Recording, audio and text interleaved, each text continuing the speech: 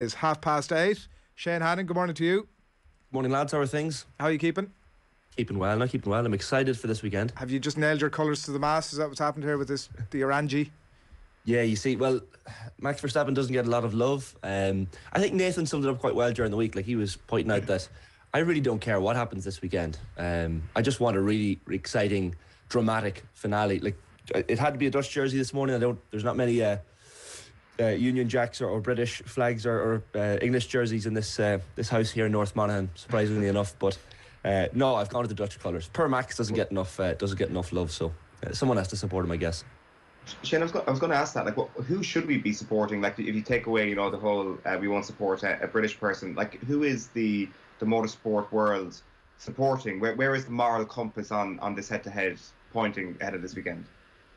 Like, it seems to be fairly split. Like, obviously the British media want Lewis Hamilton to create history, win this 8th title, overpass Michael Schumacher. If you go to the Netherlands, like, if you saw the Dutch Grand Prix, even when I was in Belgium at the Spa Grand Prix earlier in the year, the Grand Prix that didn't really happen, the Dutch fans are unbelievable, and a lot of people want Max to win. There's kind of this inherent hatred of Lewis Hamilton for whatever reason, even though Hamilton, I think if you actually listen to Hamilton's interviews, he's quite calm, he's quite composed, he's not as cocky maybe as he used to be. He's he's tuned in politically, he's tuned in to social justice issues as well. He's actually quite likeable. And Max then is kind of like the angry child throwing the toys out of the pram. So probably some people are attracted to that. They like the cockiness. They want, like, for example, I love Daniel Ricciardo from McLaren because he's got that cocky edge, the confidence of someone that really just knows what he's all about. But then Hamilton kind of goes about it now in a quiet sort of way. So I would say heading into this weekend, it's probably fairly split down the middle, I would think. That you're into Daniel Ricciardo comes as no surprise to me at all, Shane. I have to say, that sort of relaxed, chilled out, say whatever's going on type vibe. So come here, I think people are sort of interested to know, where does this, everybody's only casual race fans, and I would be doing myself a serious pat in the back by saying that I was even a casual watcher of it, but people are really dialed into this now. Where does it rank, Shane, in the overall sort of final Grand Prix of the season? In terms of battles have gone down to the last day. Yeah, like, it's interesting that it's the first time they've actually been level. Two drivers have been level on points exactly since 74, Fittipaldi and Regazzoni. Fittipaldi went on to win that one, but like, it's obviously not the first and it won't be the last time that there's drama heading into the final day. And I kind of wanted to run through a few of them, lads, just to kind of put this into context as to where it might stand. And there's no doubt it stands towards the top of high drama heading into the last race. So I was going to run through the top three of final last race title deciders in history in Formula One. And this is my opinion. Now, every time you do a list in Formula One, you get absolutely scalded for it on Twitter afterwards, because people have their own say, surprisingly enough. So the YouTube comments and Twitter comments won't be too kind, but there are honourable mentions. People will say some of these should probably be in the top three. You had 1984 in Australia, the final race when Schumacher and Hill clashed. Schumacher clipping off a wing and had to retire. Damon Hill had to retire himself as well, and Schumacher went on to win his first world title. Then in 2012 in Brazil, Sebastian Vettel, like, I was watching the highlights of that race yesterday, and he had a terrible start. The car was pointing the wrong way around. A few corners in, he was facing the wrong way. He was at the back of the grid. Went on to claw his way back and eventually win enough points to secure that world title. And then Kimi Räikkönen as well in 2007, he won for Ferrari. Like, heading into the final race, like, we look at Hamilton and Verstappen level on points. That year in 2007, Räikkönen heading into the final race was 7 points behind Lewis Hamilton, not to mention 3 points behind Fernando Alonso, who was second, and eventually went on to claim the title himself by a point ahead of those two McLaren drivers. So anything could happen. And then in 86 in Australia as well, you had Nigel Mansell heading in as favourite ahead of Prost and Piquet, and Prost crossing the line with just yards after the finish line. The car stopped because he ran out of fuel. So close it was, and ended up winning the world title by a 2-point margin. But the top three for me, lads, and look, this is in no real particular order, because again, I'm going to get absolutely slaughtered on social media for no matter what choices I make here. But for anyone who's seen the film Rush, and it's on Netflix, I think, by the way, as well, you couldn't make it up. Hollywood couldn't really make it up. Niki Lauda and James Hunt's rivalry is just iconic. And in 1976, the Japanese Grand Prix, it kind of Came to a real crescendo because Lauda was driving for a Ferrari, James Hunt driving for McLaren. They arrived at this Japanese Grand Prix in '76, just 3 points separating them in the standings, and monsoon conditions on the race day. So this is only 3 months after Niki Lauda's horrific crash at the Nürburgring, which led to severe burns all over his body. And then he withdrew from the race at the end of the second lap. Hunt free to take the title, essentially, if he could finish and go round. But it really did not go Hunt's way for all of the race. He managed to claw the way back, though. Drove the final 3 laps, what one journalist described as in a red mist, because he thought he hadn't done enough. Hectic end to the race. It was only after the checkered flag then that James Hunt came to understand that he had actually pipped Niki Lauda to the title by a point. We actually have a clip here as well, lads. I just kind of wanted to bring you a clip from '76. You can hear the roar of the cars back then, how different it sounds, and even the commentary as well. So you'll hear the conditions. This is BBC coverage on the day. Fairly sure it's the voice of Barry Gill, the pit lane reporter and a part-time reporter well into the 80s of the BBC. So have a listen. And there goes Andretti, streaking away in the John Player Special. They haven't won a Formula One race since 1974. And Hunt is in the pits in second place. And if he drops below fourth, if he goes out, his World Championship is going to be in danger. What an incredible change of fortune. And just look at the way the McLaren mechanics are changing those wheels. And James Hunt is passing Jones. Hunt is fourth. And Regazzoni is out of the race. So now Hunt moves up to third position. And James Hunt is going to win the World Championship if he just keeps going in the place he's in now. But Hunt is on his way to third place and World Championship victory. There he goes. James Hunt holding the flag up for Britain, driving a superb race in far-off Japan. Behind Mario Andretti, behind Patrick Depailler, but in that vital third place he needs to get the World Championship of 1976. Class photographs, class audio. If you'd put me to the pin of my collar, I would have said a young Murray Walker, but you're saying no. No, it could be Murray Walker. Sorry, no, Barry Gill often did the pit lane commentary as well. As soon as I heard the voice there, it actually sounds like the tones of Murray Walker, so it probably is him. Apologies to Murray Walker. But class footage, class commentary. It really places you right back there. You're going with Schumacher Villeneuve for. Let's give it an order here, Shane. It's number 2. Right, let's go for it. Yeah, look, I pinned my colours to the mast. Number 2, Schumacher Villeneuve, the European Grand Prix at Jerez in Spain in 1997, and this one has been discussed quite often in the build-up to Verstappen and Hamilton this weekend, lads, because they collided, and it's fair to say they collided on purpose, because Schumacher ends up missing out on the 1997 world title. The season-ending race, slides into the gravel trap, into retirement, and failed to take the Williams driver Villeneuve out of the race. As much as he intended to be honest. But 69-lap race, Mika Häkkinen's first ever win, in fact, in a Formula 1 race that day.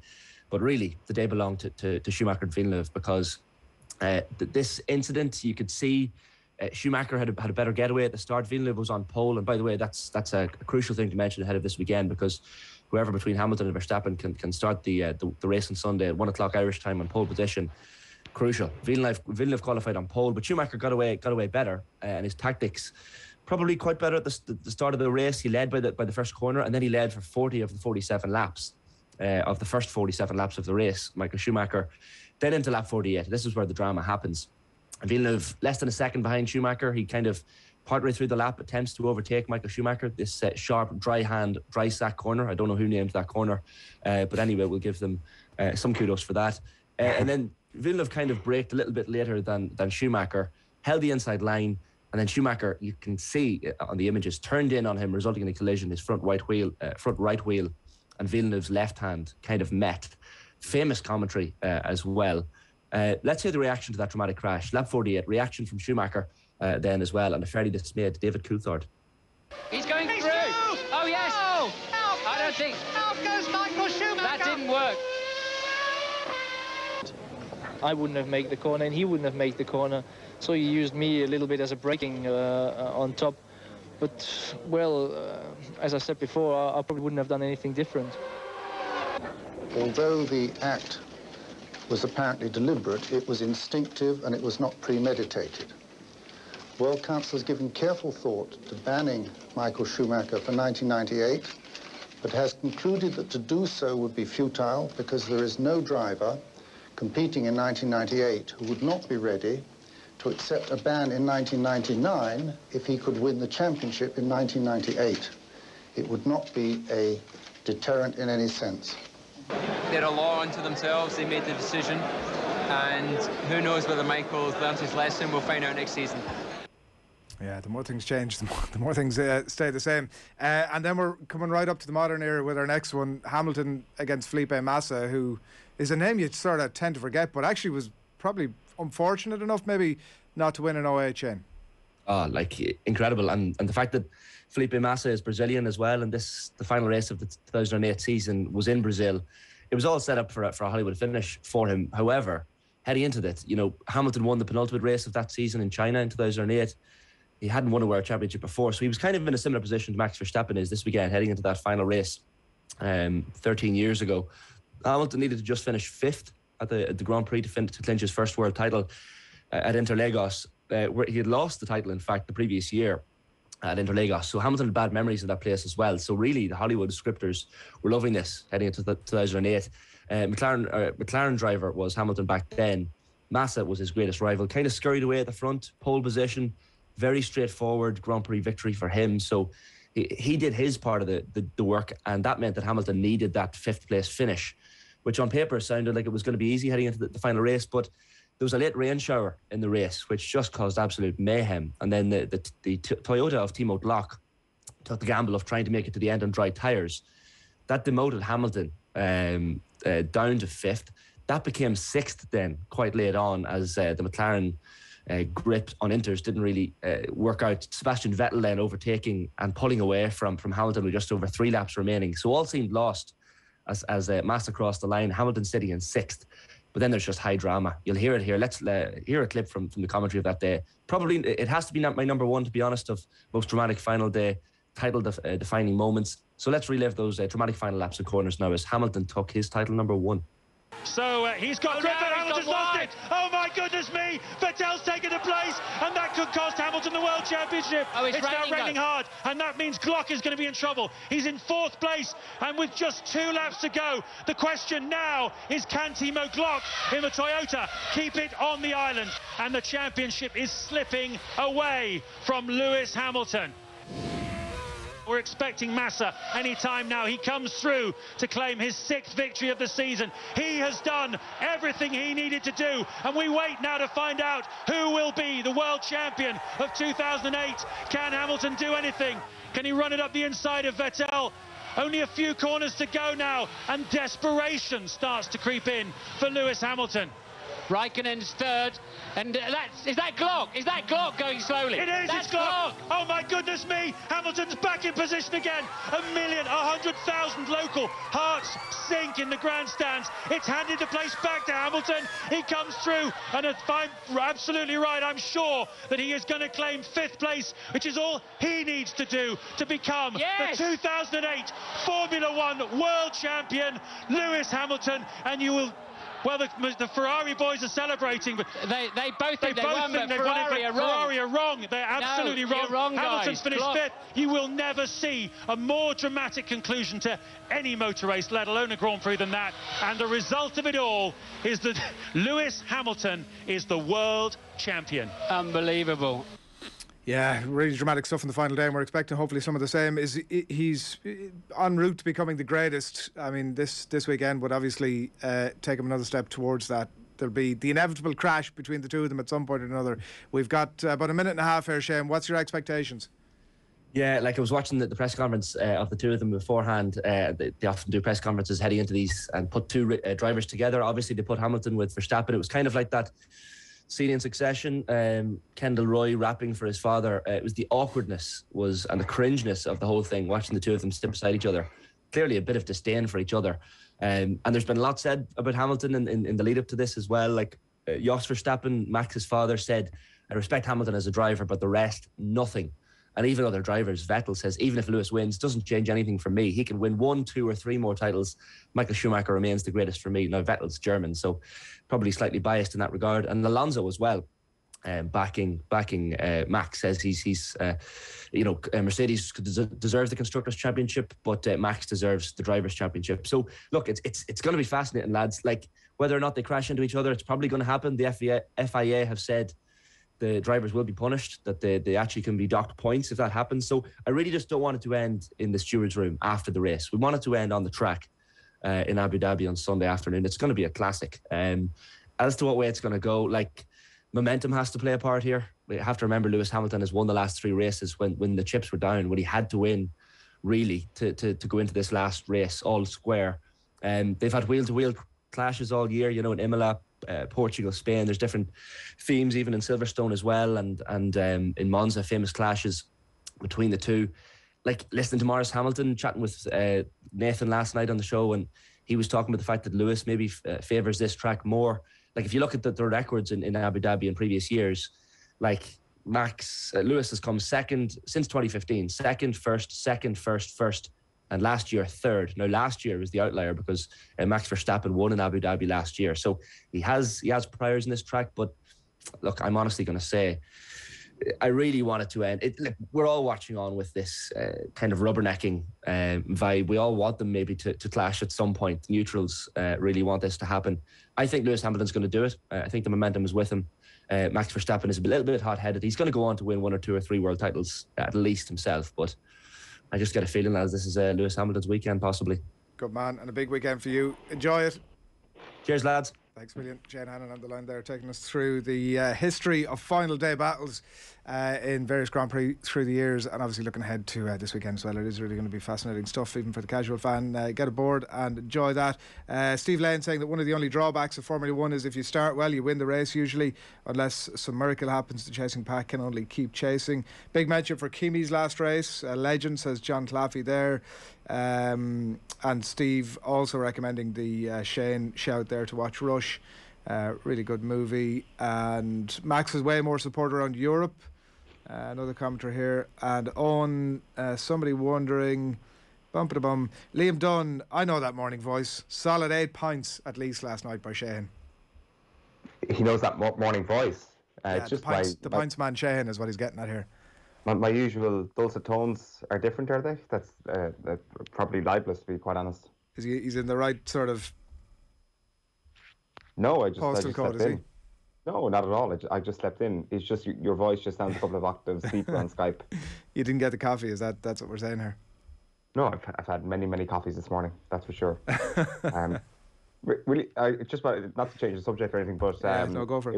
It was great listening to Shane there. This has been quite the bandwagon that we've all hopped on. I'm sure you're in the same postal code, to use your phrase there, Adrian. Just over the last couple of weeks, just properly getting into this thing.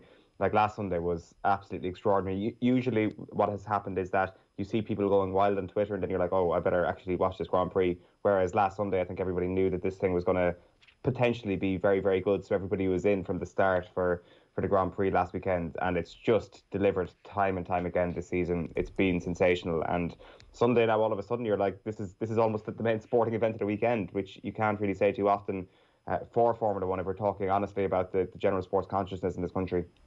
Yeah, it's the time commitment that gets me. Like, it's like around a golf. There's only so much explaining you can do. But you get... go on. 2 to 3 hours? Like, yeah. I mean, it's not... I mean, like, you sit down and watch many Champions League games. But the thing is... on a midweek. You do that, so you're doing that, and then you got the rugby lumped in on top of it, and, like, you had the bit of boxing in there over the weekend as well. Like, it's a fair old time commitment on. Yeah, no, I see what you're saying, but so is football. If you're a football fan, I think that's the biggest time commitment. Formula 1... Isn't too much more. The people I feel sorry for are the Golf Weekly people. Like, I mean, how do they manage to watch so much golf? Is my thing, you know. Do they even see their families from Thursday to Sunday? Well, that's really the key right there. But at least it's on. Certainly, the PGA stuff is on a bit later at night, so kids are in bed. You know what I mean? True. The Merlot is out on the cheese board. You see, those lads don't talk about it. They're doing that stuff on the QT. They're like seasoned Merlot and cheese board consumers, is what you're saying. Yeah. Don't go for Merlot, by the way. I don't know why I don't know why I said that. Bad choice.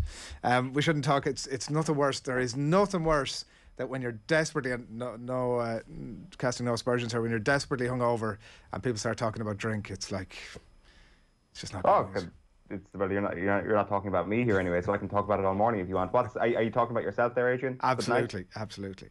Yeah. Any kind of life engagement I find after a night after 8 pints on, and again, you know, no aspersions. You were whining and dining last night, Adrian, I heard. I was dining anyway, Owen. Yeah, I was definitely dining. Yeah. So how was that? It was very nice, thanks very much. We'll talk about my dinner my dinner plans and my dinner escapades again. They've been nowhere as exciting as yours.